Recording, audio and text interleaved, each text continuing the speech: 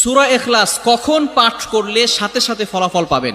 ভালো করে বুঝেন, সূরা ইখলাস হচ্ছে পবিত্র কোরআনুল কারীমের ভিতরে ছোট সূরাদের ভিতরে অন্যতম একটি সূরা। তবে ফজিলতের দিক থেকে সূরা ইখলাস হচ্ছে গুরুত্বপূর্ণ ফজিলত, এবং এই সূরাটা এমন একটা সময় আল্লাহ পাক রব্বুল আলামিন নাজিল করে দিয়েছেন যখন আল্লাহ রাসূল সাল্লাল্লাহু আলাইহি ওয়াসাল্লাম দ্বীনের প্রচার করতে লাগলেন।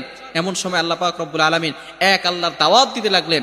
তখন কাফেররা আল্লাহ রাসূল সাল্লাল্লাহু আলাইহি সাল্লামকে কোশ্চেন করলো যে, মুহাম্মদ, তুমি তো এক আল্লাহর দাওয়াত দাও, আমরা তো কোটি কোটি দেবতার পূজা করি, তারা আমাদের সমস্যার সমাধান করতে পারে না।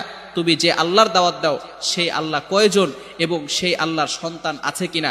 সাথে সাথে আল্লাহ পাক রব্বুল আলামিন এই কাফেরদের প্রশ্নের উত্তরে আল্লাহ রাসূল সাল্লাল্লাহু আলাইহি সাল্লামের কাছে এই সূরাটি নাজিল করলেন, কুল হুয়াল্লাহু আহাদ আল্লাহুস সামাদ লাম ইয়ালিদ ওয়া লাম ইউলাদ ওয়া লাম ইয়াকুল লাহু কুফুয়ান আহাদ।